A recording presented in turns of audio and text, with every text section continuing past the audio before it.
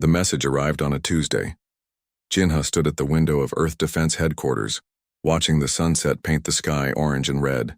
His comm unit buzzed, interrupting his rare moment of peace. "General Jinha, your presence is required in the war room. Priority Alpha." He sighed, straightening his uniform. Priority Alpha meant only one thing: first contact with alien life. After decades of sending signals into space, someone had finally answered.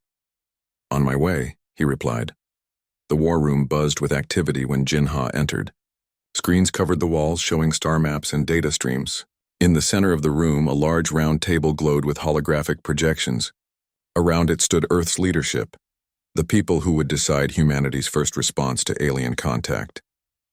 Commander Rex nodded at Jinha. "Good, you're here. We can begin. What do we have?" Jinha asked, taking his seat. Lisa Park, head of intelligence, tapped her tablet.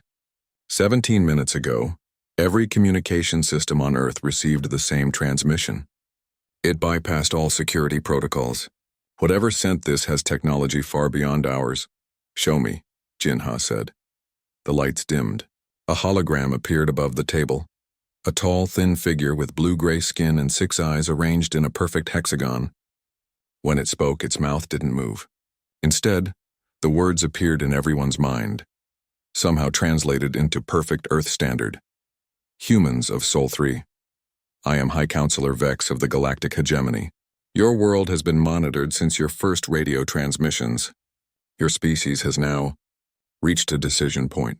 The alien's 6 eyes blinked in sequence. Your rapid expansion violates Hegemony Directive 5591. Your technological advancement rate exceeds permitted parameters for a Class 4 civilization. Your biological adaptability threatens established galactic order."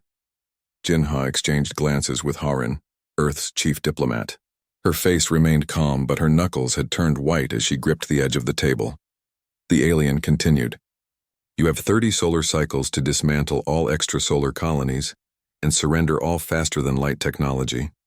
Non-compliance will result in immediate quarantine and, if necessary, sterilization of your homeworld." The hologram vanished, leaving the room in stunned silence. One, Earth's leading xenobiologist, was the first to speak. "They've been watching us, classifying us, and they don't like what they see." "They're afraid," Sarah said. As the AI interface for Earth's defense systems, she had no physical form, but her voice came through the room's speakers. "Their language patterns indicate fear disguised as authority." Jinha leaned forward. "Can we verify this message? Could it be a hoax?" Lisa shook her head. "The transmission came simultaneously to every receiver on Earth and our colonies. It used quantum entanglement principles we've only theorized about. This is real." Jake Morrison, the youngest admiral in Earth's fleet, stood up. His face flushed with anger. "So our first contact with alien life is a threat? They want us to give up our colonies? The homes of millions of people? They want us to surrender our future," Harin said quietly. "To accept limits on our potential." Commander Rex turned to Jinha. "General, your assessment?" Jinha took a deep breath. In his 30 years of military service, he had prepared for many scenarios: war, disaster, even alien contact. But not this. Not a demand for humanity to stop being human.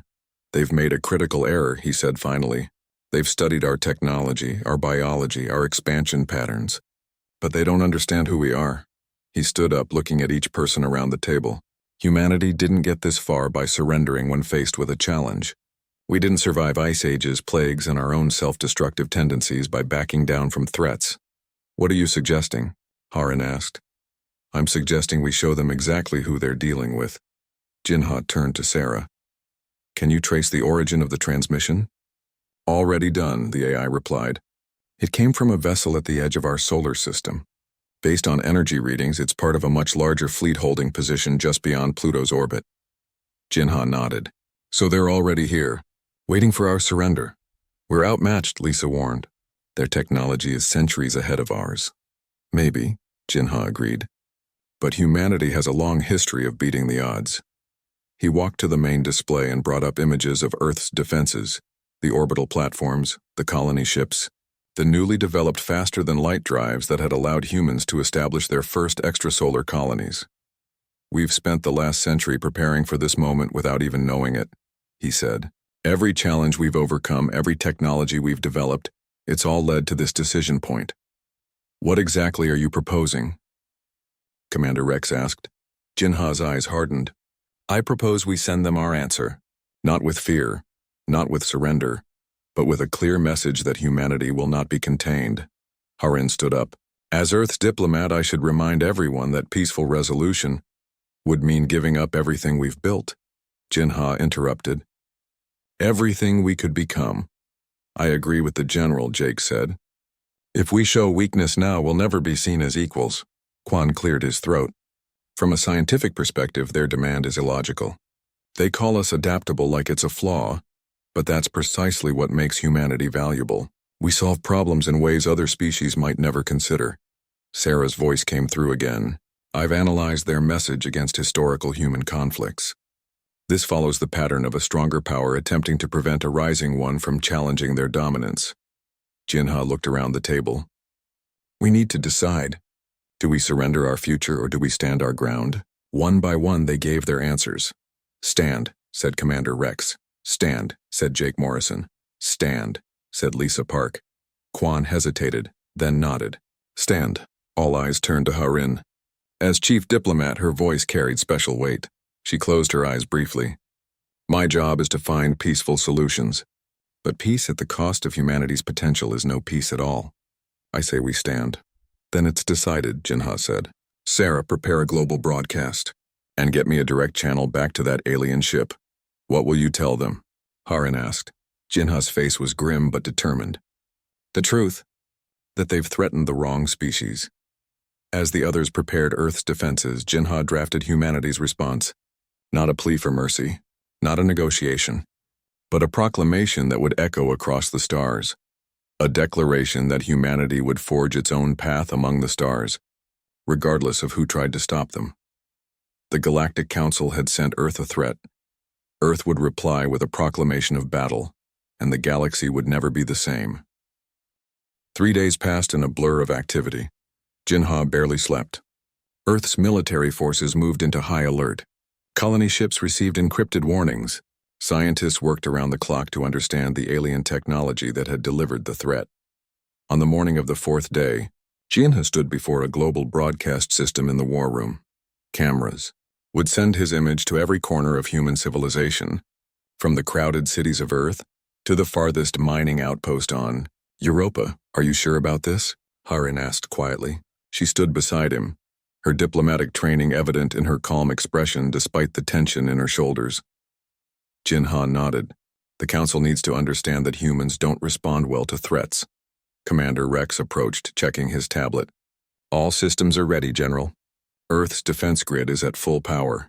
Admiral Morrison has positioned our fleet in defensive formation. And the colonies? Jinha asked. All 17 have acknowledged the warning, Lisa Park reported. They're preparing for possible attack. Quan joined them, his eyes red from lack of sleep. We've analyzed everything we could from their transmission. Their technology is advanced, but not magical. They have weaknesses. Like what? Jinha asked. They rely heavily on energy-based systems, Quan explained. And their message suggests they think in rigid patterns. They classify, categorize, and follow strict rules. Rules can be broken, Jinha said with a grim smile. Sarah's voice came through the room's speakers. General, we're ready to broadcast. The alien vessel remains at the edge of our system. They will receive this transmission immediately.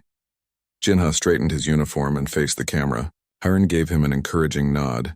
Begin transmission, he ordered. Red lights blinked on. Jinha stood tall, his weathered face showing the determination that had carried him through countless battles on Earth. This would be his most important speech, perhaps the most important in human history. To the Galactic Hegemony. Council, he began, his voice steady and clear. I am General Jinha of the United Earth Defense Force. I speak for humanity. He paused, letting the weight of the moment settle. We have received your threat. We understand your fear. For thousands of years, humanity has faced extinction. From nature, from ourselves, from the void.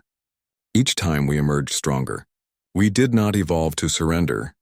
Jinha stepped forward, his eyes burning with intensity. Your directive reveals a fundamental misunderstanding of human nature. We do not seek permission to exist. We do not recognize artificial limitations on our potential. We do not accept threats against our children's future among the stars. Around the war room, the Earth's leadership watched in silence. On screens throughout the solar system, billions of humans held their breath. Therefore, Earth does not recognize your authority. We will not dismantle our colonies. We will not surrender our technology. We will not confine ourselves to one world when we have the means to reach countless others. Jinha's voice grew stronger with each word. This is not a negotiation. This is a proclamation. Any act of aggression against Earth or her colonies will be met with the full force of human determination. We did not fight our way from caves to starships to bow before those who fear our potential. He leaned closer to the camera, his final words delivered with quiet intensity. You have threatened the wrong species. We will remember this as the day the hegemony made its first and final mistake. The transmission ended with the newly created symbol of United Earth, a planet with a sword through it, pointed outward toward the stars. The room remained silent for several heartbeats after the red lights went dark. Well, Haran said finally, I think that closes the door on diplomatic solutions. Jinha turned to face his team. We never had that option. They didn't come to talk. They came to deliver terms of surrender. What happens now? Lisa asked. Now we prepare for their response, Commander Rex said. They won't take this lightly. Quan looked worried. We've just challenged a galactic power with technology far beyond ours. The odds have never stopped humanity before, Jinha interrupted. Sarah, what's the status of the alien vessel? It's moving, the AI reported. Accelerating out of the system. Based on its trajectory, it appears to be returning to report our response. Jinha nodded. Then we have some time. How long until they could return with a larger force? Unknown, Sarah replied. Without understanding their FTL capabilities, I can only estimate. Between 3 days and 2 weeks. Then we have work to do, Jinha said. He turned to the large tactical display showing Earth and its colonies. Commander Rex, I want our defense platforms reconfigured according to Plan Omega. Rex raised his eyebrows. Plan Omega? That's a last resort strategy. This is a last resort situation, Jinha replied. Lisa, activate all sleeper agents in the outer colonies. I want eyes everywhere. Yes, General, she acknowledged. Quan, work with the science team. Based on what we know about their technology, find weaknesses we can exploit. The xenobiologist nodded. We'll need to think outside normal parameters. That's humanity's specialty, Jinha said with a thin smile. He turned to Haran. I need you to prepare our people. No panic, no fear, just determination. I'll start a public information campaign immediately, she agreed. Jinha looked at each of them. Make no mistake. We've just declared war against a power we barely understand. But throughout history, humanity has faced impossible odds and survived. We will do so again. As the team dispersed to their tasks, Jinha remained at the tactical display. Sarah's holographic form appeared beside him. General, there's something you should know, the AI said quietly. I've been analyzing communication patterns across Earth since the alien message arrived. And? Jinha asked. Humanity is united in a way I've never observed before. Ancient enemies are offering mutual aid. Resources are being shared. The response to your proclamation has been remarkable. Jinha nodded slowly. Nothing unites humans like a common threat. It's more than that, Sarah continued. Your words resonated with something fundamental in human psychology. The refusal to be limited, the determination to forge your own path. It's who we are, Jinha said simply. It's what the hegemony doesn't understand. They see our adaptability as a threat because they can't predict what we'll do next. Neither can I, Sarah admitted, and I was created by humans. Jinha smiled for the first time in days. That unpredictability is our greatest weapon. He looked up at the large view screen showing Earth from orbit, a blue marble hanging in the blackness of space. For thousands of years, it had been humanity's only home. Now their future among the stars was being challenged. Send a message to Admiral Morrison, Jinha ordered. Tell him to prepare Operation Thunderclap. If the hegemony wants a fight, we'll give them one they'll never forget. As Earth prepared for the coming storm, Jinha's proclamation spread across human space.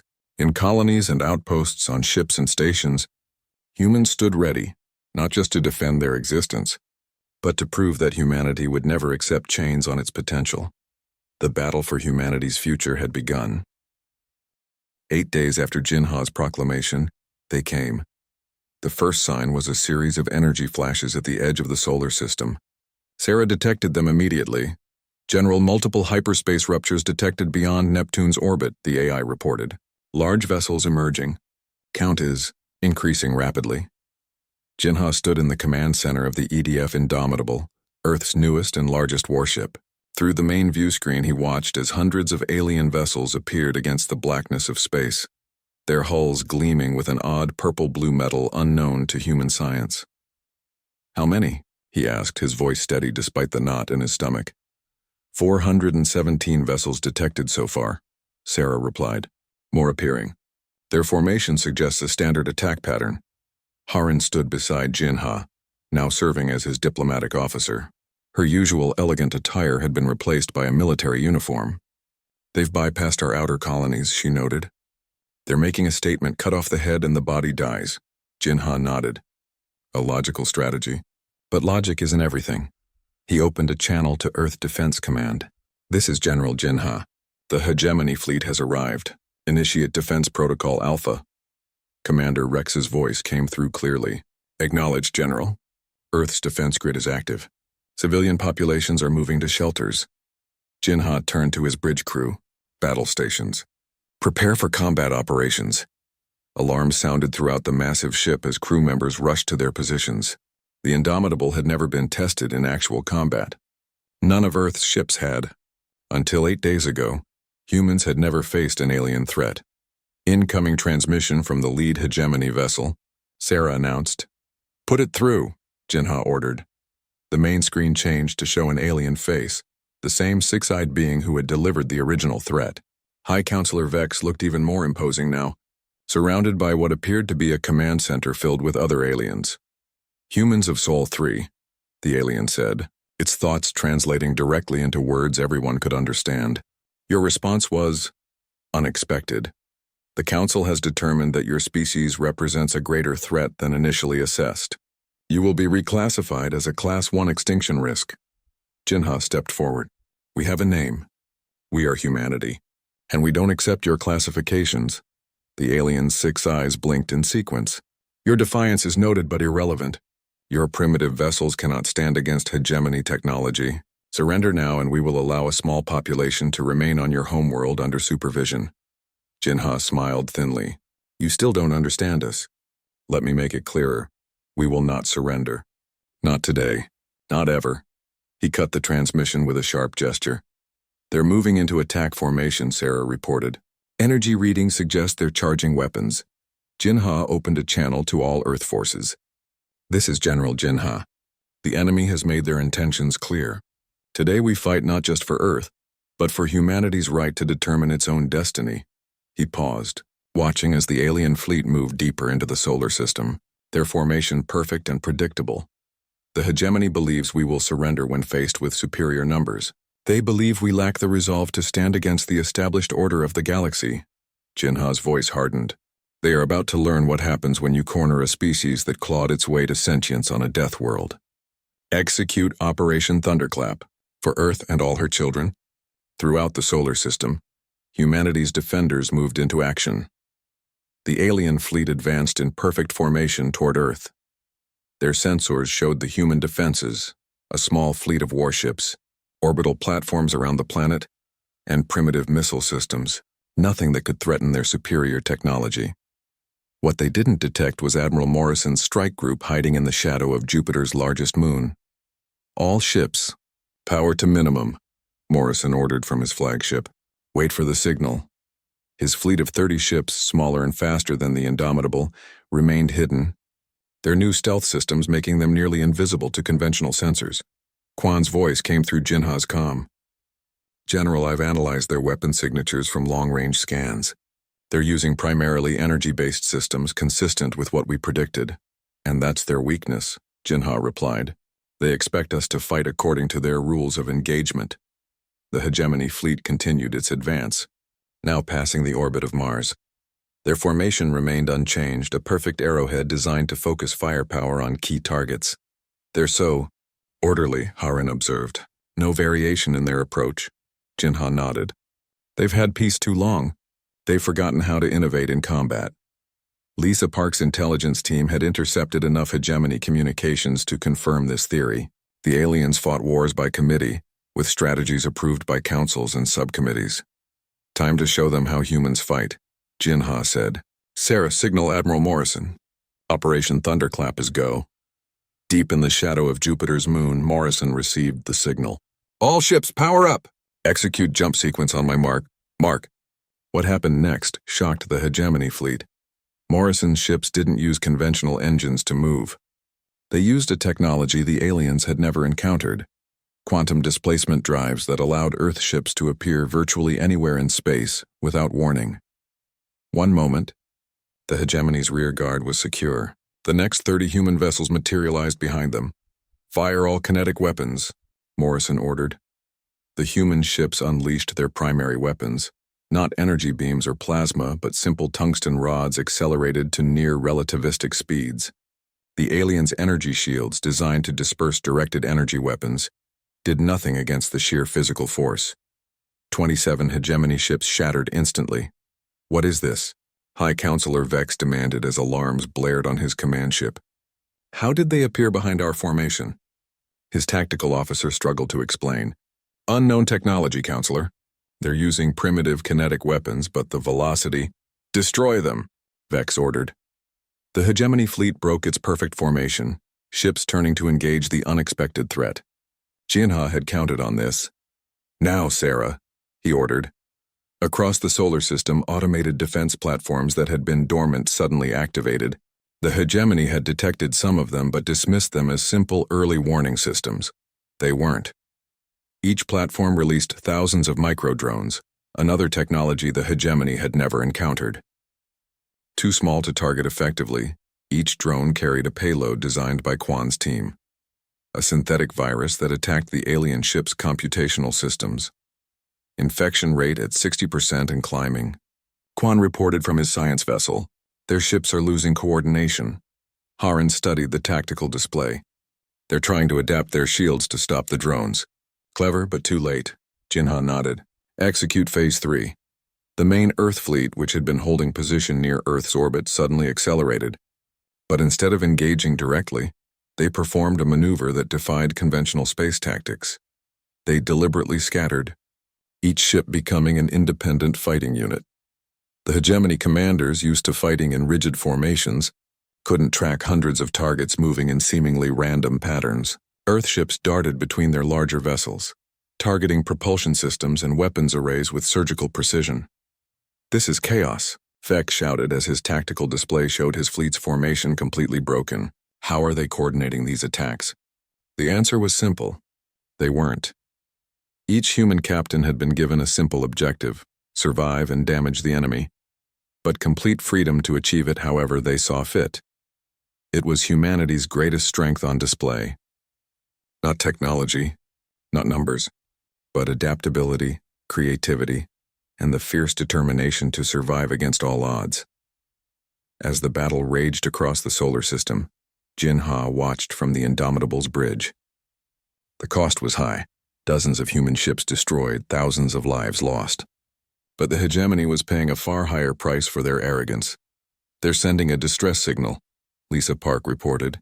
Calling for reinforcements, Jinha's expression hardened. Good, let them come. Today they learned that humanity will not be contained.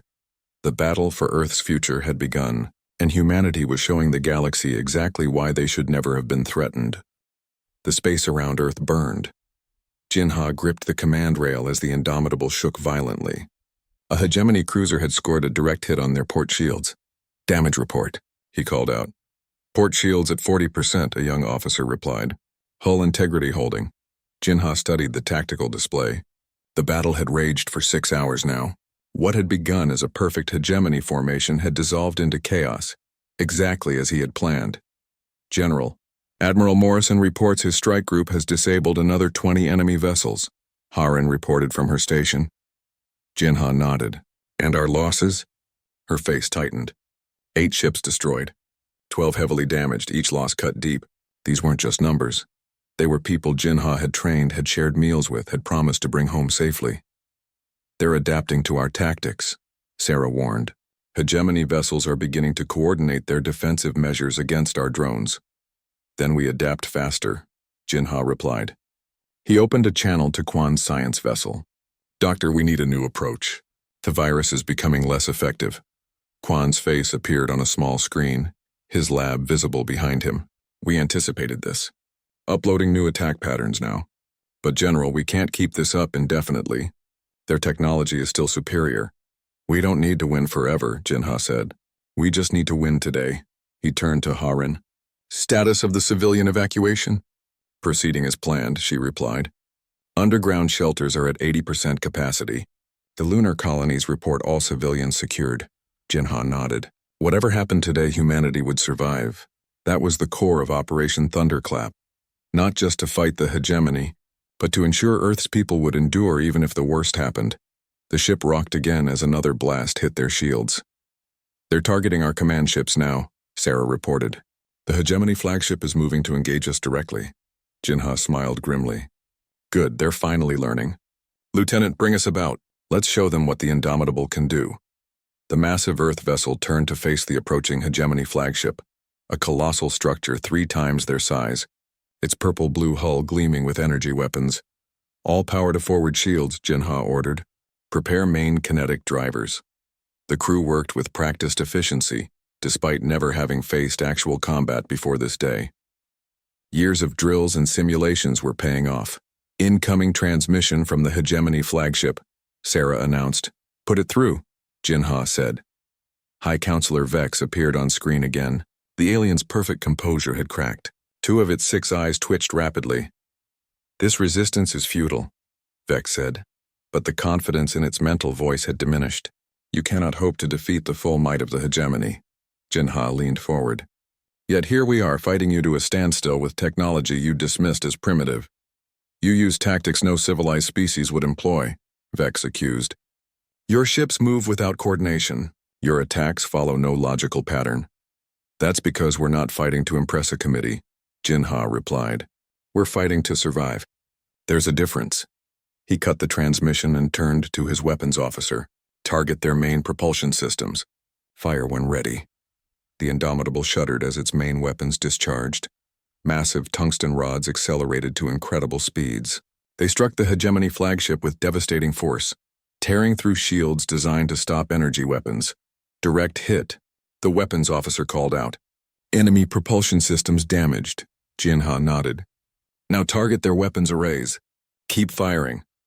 Across the solar system, the battle continued to rage. Human ships darted between larger hegemony vessels, striking with hit-and-run tactics that confused the aliens' rigid battle doctrine. On Mars orbit, Commander Rex led a desperate defense of the colony there. His smaller ships used the planet's moons as cover, emerging to strike and then disappearing again. They can't track us if we stay close to the surface, Rex told his pilots. Use the dust storms for cover. Near Jupiter, Admiral Morrison's strike group continued to wreak havoc on the hegemony's supply ships. His quantum displacement drives allowed them to appear, attack, and vanish before the aliens could respond effectively. Don't give them time to adapt, Morrison told his captains. Keep changing your attack vectors. The hegemony commanders, used to fighting with perfect information and clear chains of command, struggled to counter the seemingly chaotic human tactics. Their communications, intercepted and decoded by Lisa Park's intelligence team, revealed growing frustration. These humans fight like barbarians, one alien commander complained. There is no logic to their movements. They sacrifice ships to damage ours, another reported. No rational species would accept such losses. What the hegemony failed to understand was that humans had millennia of experience fighting other humans, beings just as clever, just as determined, and just as unpredictable as themselves. Earth's military leaders had never expected to fight a perfect, orderly battle. Back on the Indomitable, Jinha received a priority communication from Earth Defense Command. General, this is Lisa Park. We've decoded more of their transmissions. The hegemony flagship has called for reinforcements, but there's something else. Internal disagreement among their command structure. Jinha raised an eyebrow. Explain. Some of their commanders are questioning the wisdom of this attack, Lisa continued. They expected us to surrender immediately. Our resistance has caused political complications. Jinha exchanged a look with Harin. Can we exploit this? Perhaps, she replied. If we could communicate directly with these dissenting voices. The ship rocked violently, cutting off her words. A massive explosion bloomed on the tactical display. We've lost the Defiant, Sarah reported grimly. All hands, Jinha closed his eyes briefly. Captain Chen and her crew, 300 lives snuffed out in an instant. General, Sarah continued, I'm detecting a new energy signature from the Hegemony flagship. They appear to be charging a weapon of unprecedented power. Quan's voice came through urgently. Jinha, our sensors show they're preparing to use a gravitational collapse weapon. If they fire that at Earth, he didn't need to finish. Such a weapon could tear the planet apart. All ships focus fire on the Hegemony flagship, Jinha ordered. Stop that weapon at all costs. Earth vessels from across the battlefield began to converge on the massive alien ship. But the Hegemony had formed a defensive perimeter around their flagship, sacrificing smaller vessels to protect it. We can't get through their screen in time, Harin said, her voice tight with fear. Jinha studied the tactical display, mind racing through options. Then he saw it, a desperate gambit. Sarah, can the Indomitable's hull withstand a direct approach to the Hegemony flagship? The AI was silent for a moment. Negative, General. Their point defenses would destroy us before we could get close enough to disable that weapon. What if we used the quantum displacement drive? Jinha asked. The Indomitable isn't equipped with... Sarah began. No, but Admiral Morrison's ship is... Jinha interrupted. He opened a channel. Admiral, I need your ship alongside the Indomitable immediately. Morrison's face appeared on screen. General, my strike group is engaged with their rear guard. Break off and get to my position, Jinha ordered. I have a plan to stop their superweapon, but I need your quantum drive. Morrison nodded. On our way. 2 minutes, Jinha turned to his crew. Prepare for emergency transfer protocols. I'll be taking a team aboard Admiral Morrison's vessel. Harin stood up. I'm coming with you. This is likely a one-way mission, Jinha warned her. She met his gaze steadily. All the more reason you'll need a diplomat. If we survive, someone will need to talk. Jinha nodded, then addressed the bridge. The Hegemony thinks they understand humanity. They think they can predict what we'll do, how we'll fight. Today we show them just how wrong they are. As Morrison's ship appeared alongside the Indomitable, Jinha prepared to execute the most desperate gambit of the battle, a direct assault on the heart of the Hegemony fleet. The fate of Earth hung in the balance. Jinha stood on the bridge of Admiral Morrison's ship, the Defiance. The vessel shuddered as it absorbed enemy fire. Quantum displacement drive charged at 87%, Morrison reported. We'll have one jump, maybe two if we're lucky. Jinha nodded. One jump is all we need. Harin stood beside him, her face pale but determined. The Hegemony weapon is nearly charged. We have less than 5 minutes. Through the view screen, they could see the massive Hegemony flagship. Its center had opened like a flower, revealing a pulsing blue-white core that grew brighter by the second. That's their gravitational collapse weapon, Quan explained over the comm. When fired, it will create a miniature black hole that will tear Earth apart. Jinha turned to the small team he had brought from the Indomitable. 6 of his best soldiers, each carrying specialized equipment designed by Quan's science team. You all understand the mission, he said. We jump directly into their flagship. We plant the disruptors on their weapon core. We get out if we can, the soldiers nodded. No one mentioned that getting out was unlikely. Quantum drive at 94%, Morrison announced. Target locked on their weapon chamber. Jinha opened a channel to all Earth forces. This is General Jinha. Continue the attack on all fronts. No matter what happens next, humanity will not surrender. Not today. Not ever. He closed the channel and turned to Morrison. Admiral, you have command of the fleet if we don't return.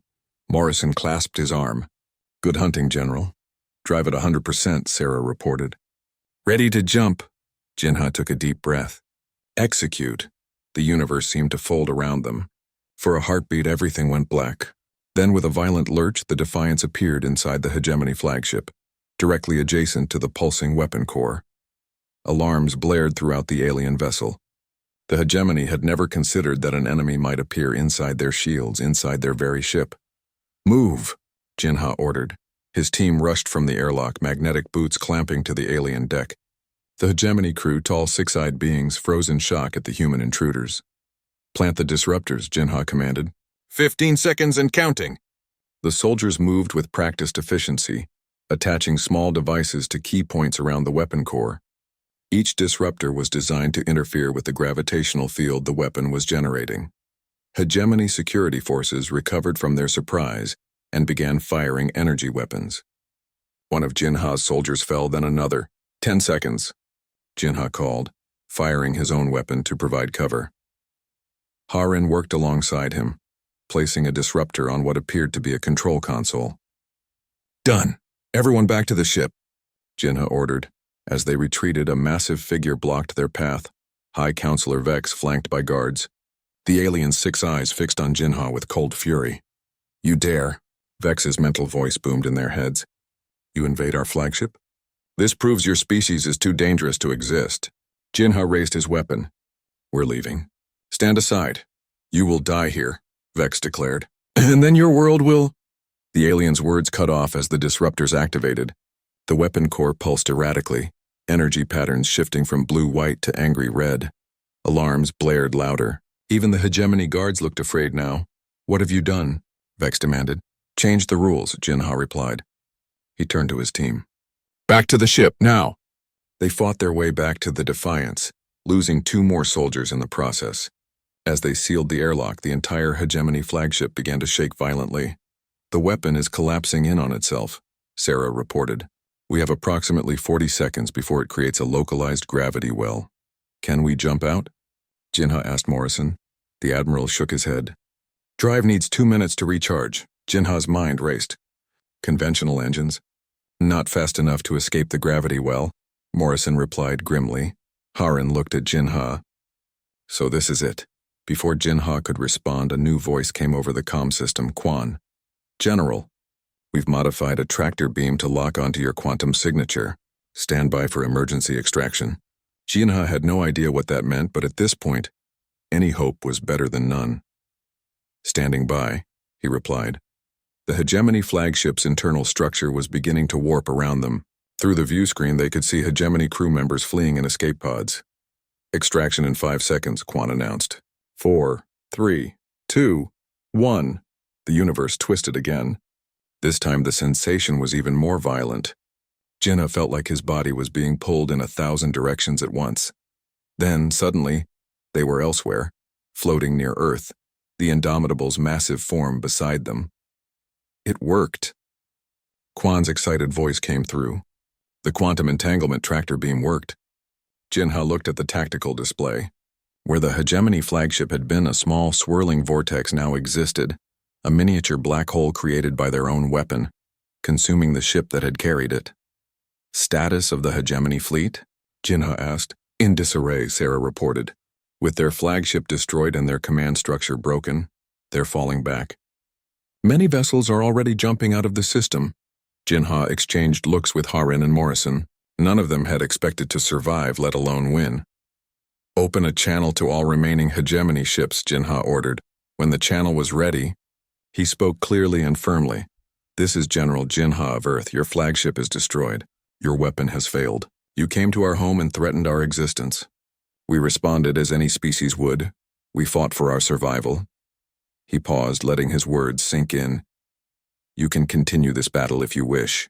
But know this, what you've seen today is only a fraction of humanity's determination. We will fight to the last person, the last ship, the last breath. Or you can leave our system now, return to your council, and deliver a message. Jinha leaned forward. Tell them that humanity will not be classified, contained, or controlled. Tell them we are willing to meet as equals, to discuss peaceful coexistence, but never ever threaten us again. He ended the transmission and turned to Harin. Think they'll listen? She smiled tiredly. Some will. The dissenters Lisa detected in their ranks now have proof that the council's approach was wrong. Over the next hour, they watched as the remaining hegemony ships retreated, jumping away from Earth's system one by one. 3 days later, Jinha stood in the rebuilt war room on Earth.